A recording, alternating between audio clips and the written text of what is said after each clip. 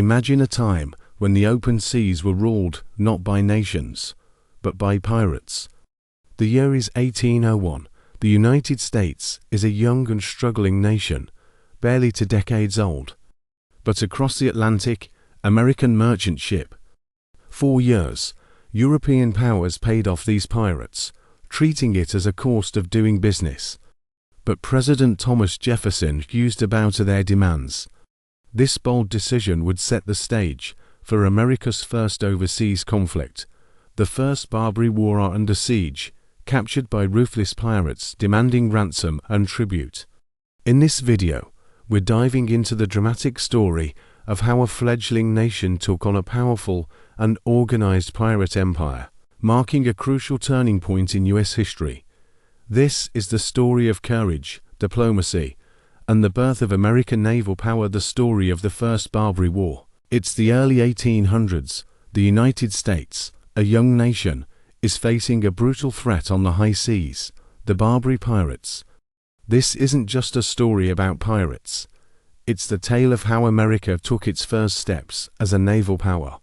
For decades, North African states like Tripoli, Algiers, and Tunis had made their wealth by attacking European and American merchant ships, demanding ransom and tribute. They called it business, but President Thomas Jefferson had a different name for it: extortion. Millions for defense, but not 1 cent for tribute. In 1801, Jefferson sent a squadron of the U.S. Navy to the Mediterranean. Their mission: to protect American trade and put an end to the pirate menace. This was the first time the United States would project military power overseas. But the war was far from easy. The U.S. Navy faced fierce resistance. In 1803, the American frigate USS Philadelphia was captured by the pirates of Tripoli, and its crew became prisoners. It was a humiliating defeat. Yet, where there's defeat, there's also heroism. Enter Lieutenant Stephen Decatur. In a daring night raid, Decatur led a small team to burn the captured Philadelphia to prevent its use by the enemy. British Admiral Lord Nelson would later call it the most bold and daring act of the age. The turning point came in 1805, when U.S. Marines, in a daring march through the desert, attacked the city of Derna. It was the first time the American flag was raised on foreign soil, a moment immortalized in the Marine Corps' hymn, "To the Shores of Tripoli." The First Barbary War ended with a treaty in 1805. It was America's first victory on the international stage, proving that this fledgling nation would not bow to tyranny.